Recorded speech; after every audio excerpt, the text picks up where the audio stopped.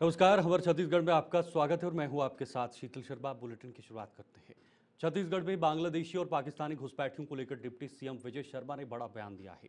उन्होंने स्वीकार किया है कि राज्य में घुसपैठियों की संख्या काफी अधिक है। विजय शर्मा के अनुसार जितने घुसपैठी अब तक पकड़े गए हैं उससे कई ज्यादा राज्य में पहले से बसे हुए हैं। डिप्टी सीएम ने दावा किया है कि बीते 5 वर्षों में राजनीतिक फायदे के लिए इन घुसपैठियों को बसाया गया। उन्होंने कहा, वोट बैंक की राजनीति के चलते इन घुसपैठियों को संरक्षण दिया गया है और कुछ लोग तो खुलकर इनका समर्थन भी करते रहे हैं।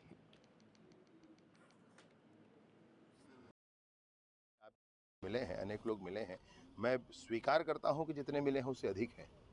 प्रावधानों के अंतर्गत काम कर रहे हैं और मेहनत करने की ज़रूरत है। अपील भी करता हूं आम जन से भी कि जहां जिसको कोई जानकारी मिलती है वो जानकारी बना रहे थे।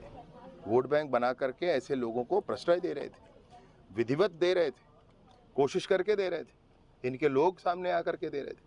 बड़ी स्पष्टता है। अभी आप लोगों से मेरा विनम्र निवेदन है, इस विषय पे बड़ी गंभीरता के साथ आप ज़रूर समाज के साथ खड़े हों। आप समाज से अपील भी ज़रूर करें कि आपके घर में अगर कोई किराएदार आता है, कोई दुकान वाला आता है, कोई अचानक अनजाना सा व्यक्ति आसपास रहता है तो सोच कर। आगे बढ़ेंगे। रायगढ़ जिले में फर्जी अपराध प्रकरण के खिलाफ कांग्रेस नेताओं ने मोर्चा खोल दिया है। जिला कांग्रेस कार्यालय में सैकड़ों कार्यकर्ता एकत्र हुए और घरघोड़ा ब्लॉक के नगर पंचायत उपाध्यक्ष अमित त्रिपाठी के खिलाफ दर्ज कथित फर्जी एफआईआर को रद्द करने की मांग की है। जिला कांग्रेस ग्रामीण अध्यक्ष नागेंद्र नेगी और शहर अध्यक्ष अनिल शुक्ला के नेतृत्व में कार्यकर्ताओं ने एसपी ऑफिस तक शांतिपूर्ण मार्च निकाला और पुलिस प्रशासन पर भ्रष्टाचार और बदले की कार्रवाई का आरोप लगाए हैं। कांग्रेस का आरोप है कि तत्कालीन थानेदार जो अब लाइन अटैच है उसने बदले की भावना से यह फर्जी प्रकरण दर्ज करवाए। नेताओं ने मांग की है कि इस मामले की उच्च स्तरीय जांच हो और दोषी अधिकारी के खिलाफ वसूली के मामले में कार्रवाई की जाए। मामला ये है कि चूंकि जब से नगर पंचायत चुनाव हुआ, नगर पंचायत के चुनाव में घरघोड़ा की जनता ने कांग्रेस को वहाँ विजयी दिलाया, कांग्रेस समर्थित लोगों को वहाँ विजयी दिलाया। चूँकि वहाँ सांसद जी का गढ़ है, जिलाध्यक्ष जी का गढ़ है और भाजपा ने पूरे देश में दो तरह के सिस्टम बनाया है। या तो आप वॉशिंग मशीन की तरह उनके साथ शामिल हो जाओ, या तो अन्यथा आप एफआईआर खाओ, या तो आपके ऊपर झूठे प्रकरण दर्ज होंगे। जैसा कि आज हम आए हैं और हो सकता है हमारे ऊपर भी कल एफआईआर दर्ज हो जाए किसी प्रकार का। आपको बताना चाहते हैं हम लोग कि आज हम लोग आए थे यहाँ पर एसपी साहब के पास कि हमारे जो नगर पंचायत के उपाध्यक्ष थे उनके खिलाफ एक फर्जी एफआईआर दर्ज कर दी गई। फर्जी एफआईआर इसलिए दर्ज हुई क्योंकि वो पीड़ितों के लिए हमेशा न्याय के लिए खड़े हुआ करते थे। जैसे ही वो न्याय के लिए खड़े हुए, उसका परिणाम ये रहा कि घरघोड़ा के जो तत्कालीन टीआई थे उनको लाइन अटैच किया गया माननीय एसपी के द्वारा। 11 बजे उनको लाइन अटैच किया गया और दोपहर 2:30 बजे हमारे उपाध्यक्ष के खिलाफ फर्जी एफआईआर दर्ज हो गया। तो ये कैसा न्याय है? इस न्याय की बात को लेकर हम लोग लोकतंत्र बचाने की बात को लेकर माननीय एसपी साहब जी के साथ, जिला Congress committee, block Congress committee के साथ और हम सभी युवाओं के साथ हम लोग आए हुए थे। एसपी साहब ने हमें भरोसा दिलाया है कि इस मामले में हमको न्याय मिलेगा। केंद्र सरकार ने सहकारी संघवाद को सशक्त करते हुए राज्यों को 81,735 करोड़ रुपए की अतिरिक्त सहायता राशि आवंटित की है। इस महत्वपूर्ण फैसले के तहत छत्तीसगढ़ को 2,02,784.72 करोड़ रुपए की अतिरिक्त राशि प्राप्त हुई है, जिससे राज्य की विकास परियोजनाओं और कल्याणकारी योजनाओं को नया बल मिलेगा। केंद्र सरकार का आभार व्यक्त किया है और कहा, यह कदम प्रधानमंत्री नरेंद्र मोदी के नेतृत्व में केंद्र सरकार द्वारा राज्यों की वित्तीय स्थिति को मजबूत करने की दिशा में उठाया गया एक महत्वपूर्ण निर्णय माना जा रहा है। इस सहायता राशि से राज्यों को न केवल अपनी बुनियादी सुविधाओं को मजबूत करने में मदद मिलेगी, बल्कि आर्थिक रूप से आत्मनिर्भर बनने की दिशा में भी ठोस प्रगति होगी। विभिन्न राज्यों को लगभग 82,000 करोड़ रुपए की राशि अतिरिक्त केंद्र के द्वारा आवंटित की गई है।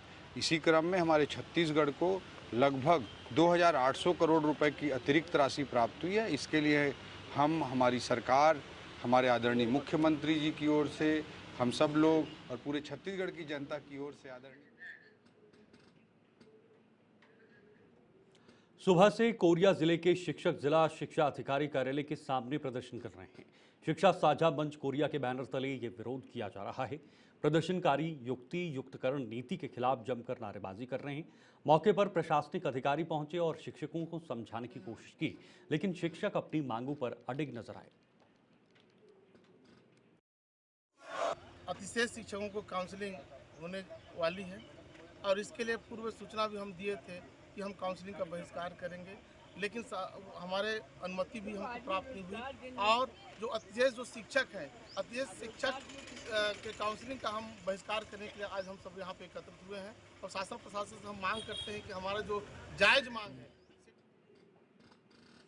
शहर के लाल टंकी रोड पर दोपहर सुभाष आइस फैक्ट्री में एक दिल दहला देने वाली घटना पेश आई है। यहां एक सिलेंडर ब्लास्ट हुआ, जिसकी सूचना मिलते ही क्षेत्र में कोहराम मच गया। इस घटना में फैक्ट्री के मालिक संजय सहगल की मौके पर ही दर्दनाक मौत हो गई। वहीं उनका सहयोगी अमन बुरी तरह से घायल हो गया है। बताया जा रहा है कि ब्लास्ट की तीव्रता इतनी भयानक थी कि संजय का एक हाथ शरीर से अलग हो गया। घायल अमन को तत्काल आरएल हॉस्पिटल में भर्ती कराया गया है, जहां उनकी हालत गंभीर बनी हुई है।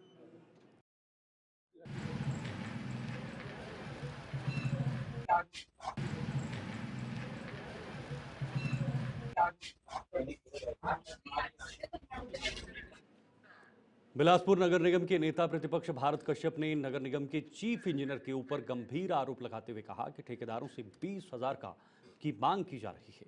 मंत्रालय में देने के लिए डबल इंजन की सरकार में पैसा कैसे नहीं है, ये सवाल जनता पूछ रही है। महापौर ने कांग्रेस के ऊपर हमला बोलते हुए कहा कि कांग्रेस की यही काम है।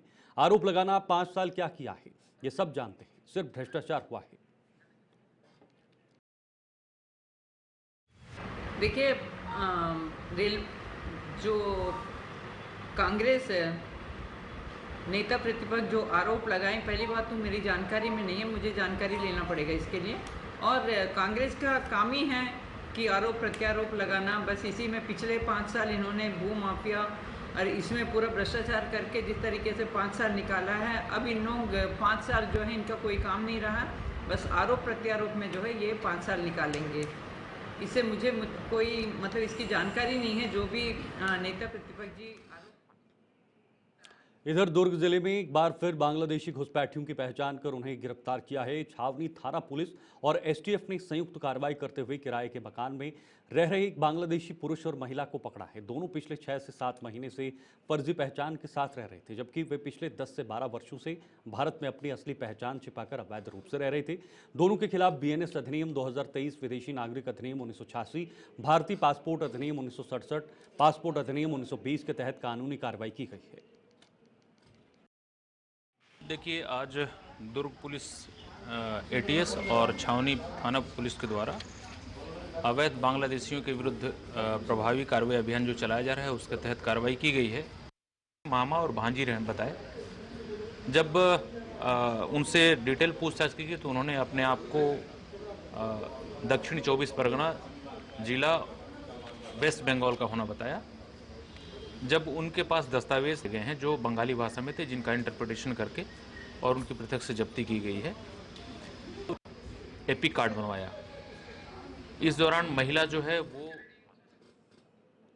वहीं शक्ति जिले के ढबरा ब्लॉक स्थित ग्राम पंचायत गोबरा भाटा में मनरेगा रोजगार गारंटी योजना के तहत 19.28 लाख रुपए स्वीकृत किए गए थे, लेकिन कार्य प्रारंभ ही नहीं हुआ।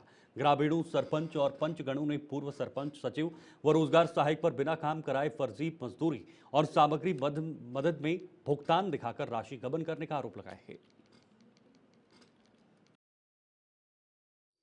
ग्राम पंचायत गोबरा वार्ड क्रमांक 10 के पंच प्रतिनिधि हमारे गांव में जो सिंगरा माइनर सुही पाटी नहर नाली निर्माण से गमन किए गए हैं 19,28,112 रुपये, जो कि आज तक वो कार्य पूर्ण नहीं हुए। पूर्व सरपंच पिलीबाई चंद्रा और चलिए, इस बुलेटिन में फिलहाल के लिए इतना ही। वक्त छोटे से ब्रेक का है। ब्रेक के बाद भी खबरों का सिलसिला जारी है।